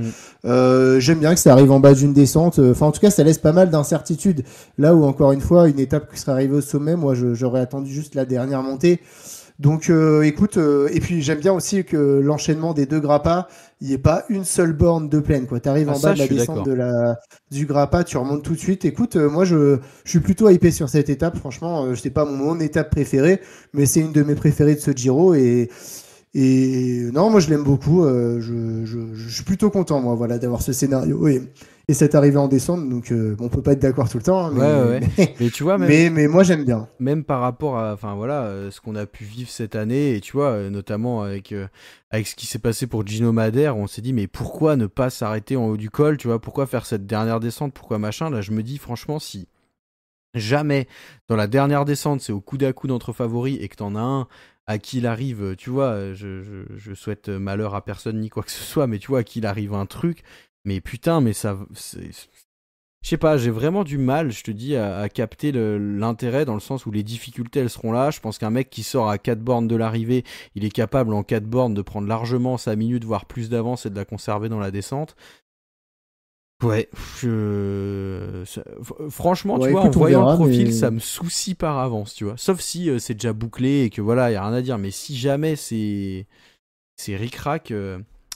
En revanche, après, par encore contre, une fois, ouais, vas-y, vas-y. ce que je disais, je connais pas les solutions logistiques pour faire une arrivée au sommet du Monte Grappa. Il y a peut-être aussi également un souci d'impossibilité, hein.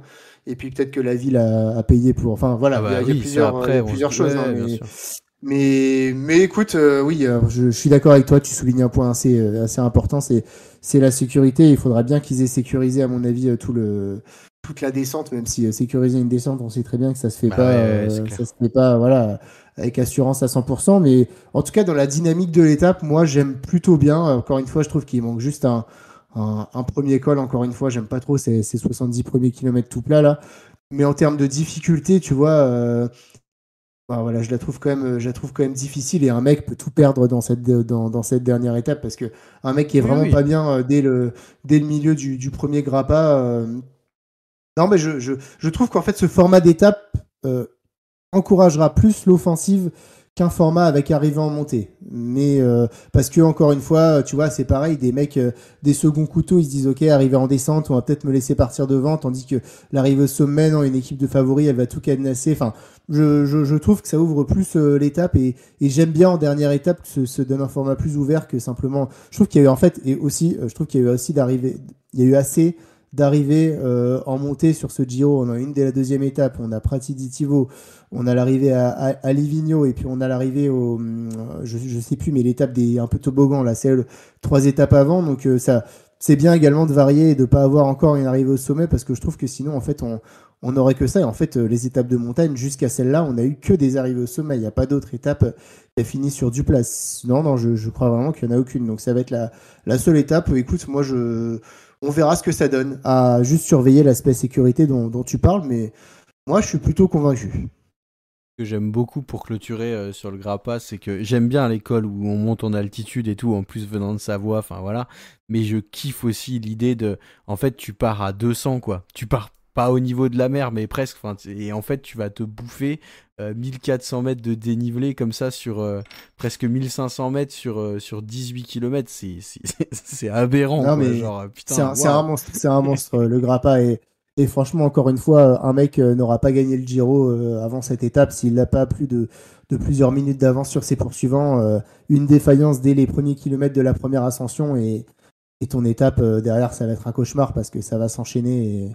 Et donc, attention, grosse étape piège en avant-dernière étape pour tout le monde en fait, et rien ne sera gagné avant de passer la ligne. Tout à fait. L'étape du dimanche, nous retournerons à Rome, enfin nous irons à Rome, pardon. Et ben pour voilà, pour une étape tranquillou, pour 122 km, enfin 126 km de parade, tranquillement dans la capitale de l'Italie. Et puis voilà, hein, une étape qui sera promise aux sprinteurs, ou comme on peut le voir régulièrement sur le Tour de France, comme on a pu le... Quoique, j'allais dire comme on a pu le voir cette année sur la Volta. Sur la Volta, finalement, on a eu un peu de suspense, on a eu un peu des coureurs qui avaient envie de se faire la malle, de mettre du fun. Hein. C'est presque le seul truc bien fun qu'on a eu dans cette Volta 2023. Mais une dernière étape où il n'y a pas grand-chose à dire finalement. Non, non, voilà. Et quand je vois cette étape, je me dis, tu vois, encore une étape bien plate, etc. Et je trouve que du coup, sur ce Giro, il aura manqué une étape un peu tu sais, de mur en plus, comme on a celle Oui, au milieu de la deuxième semaine qui est assez intéressante. Bah, c'est un peu la seule. Et sinon, on a quand même beaucoup d'étapes, même si tu vois les premières étapes toutes plates, il y a le capot mêlé où il y a une autre montée qui laisse sous-entendre que, attention, ça pourrait se jouer plutôt sur des sprints un peu costauds, un peu puncher. Pour le coup, il manque quand même, si tu enlèves toutes ces étapes de plat, tous les chronos et toutes les étapes de montagne, il manque une deuxième étape un peu Benilly, que j'appellerais Benilly, mais une étape avec enchaînement de côtes un peu pentues mais courtes, etc., qu'on aime si bien sur le Giro. Voilà, parce que encore une fois, même tu vois, cette dernière étape, bon, bah, c'est traditionnel, mais il va pas se passer grand-chose et ce sera un sprint. Quoique, vu ce qu'on a vu sur la dernière étape de la Vuelta, là, s'il y a encore Remco ou des coureurs comme ça qui nous font le spectacle, on dira pas non, mais ça fait quand même beaucoup d'étapes finalement très très plates. tout à fait. Eh bien, écoute, je crois qu'on a fait le tour sur ce Giro 2024, sur ces 3321,2 km au total, Titien. Un petit mot de la fin pour ce parcours. Moi, je vais dire ce que j'en pense. Je suis content et en même temps, je trouve que c'est un parcours très traditionnel. En fait, il n'y a pas de surprise, il n'y a pas de truc que je trouve ultra folichon. Je dirais juste que c'est un parcours traditionnel qui a plutôt été bien fait. Voilà. Il n'y a pas de moments, de trucs qui me hype de ouf. Je pense que peut-être que la dernière étape, comme dit, s'il y avait eu une arrivée au sommet, j'aurais été hypé de dingue par cette étape. Après, globalement, je me dis qu'on va pas s'ennuyer pendant ce Giro. Il a été bien pensé, mais il n'y a pas non plus de moment. Tu vois, c'est terrible, mais par exemple, sur le parcours de l'an dernier, alors oui, les circonstances ont fait qu'on s'est bien emmerdé pendant le Giro cette année, et voilà, et on a attendu le dernier chrono et tout. Mais dès que le parcours est sorti, j'étais en mode, ouah, mais c'est quoi ce chrono? C'est incroyable et tout. C'est d'ailleurs ce qu'on avait dit, notamment, on était plusieurs à le penser l'année dernière au moment de la preview. Là, et cette année, il n'y a pas vraiment d'étape où je suis en mode, ah putain, j'ai trop hâte de voir cette étape. Pareil sur les chemins blancs, je pense que c'est une étape qui aurait pu m'hyper de dingue, mais malheureusement, on n'aura que les Strade Bianche pour profiter des chemins blancs cette année. Mais par contre, je souligne le fait que même si je le trouve très traditionnel, il est bien équilibré, il est bien pensé, et des fois il y a des parcours traditionnels qu'on trouve chiants, typiquement comme tu l'as très bien souligné, si on avait mis les chronos, les étapes de montagne un peu techniques, juste avant les chronos, on n'aurait peut-être pas eu la bagarre qu'on aura là. Là, les organisateurs ont décidé de la jouer plus finement et du coup, on peut les féliciter pour ça. Mais après, il n'y a pas de trucs qui vraiment font battre mon cœur de ouf dans ce parcours du Giro. Ouais, bah, je suis un peu comme toi, effectivement, il n'y a rien qui me hype plus. Alors moi, je tends vers la moyenne, mais la moyenne plutôt positive, on est plus proche du 12-13 sur 20 pour moi sur le parcours que du 8 sur 20. Tout simplement, ce qui fait la force de ce parcours, c'est l'agencement. Tu l'as dit, effectivement, je trouve que l'agencement est plutôt bon. On a rarement des étapes mal placées où on sait qu'à cause de l'étape du lendemain, ça donnera rien, etc. Si ce n'est peut-être l'étape des chemins blancs qui est avant un chrono, mais très bien d'avoir mis les chronos avant la montagne. Très bien d'avoir mis des courses de côte en première semaine parce que justement, pour moi, la première semaine, elle est là pour créer des écarts pour qu'ensuite, dans les deux semaines d'après, il y ait de la bataille suite aux écarts qui se sont créés. Deuxième très bon point en plus de l'agencement pour moi, c'est que la fin du Giro n'est pas ultra difficile et autant. Alors certes, c'était impressionnant le chrono du Lussari cette année en 2023, mais il a totalement bloqué la course, je trouve. Et donc forcément derrière, ça a rendu une course qui n'était pas hyper palpitante aussi du fait de ses acteurs. Là, voilà, on n'a pas vraiment d'étape, même celle du Grappa qui va être très difficile.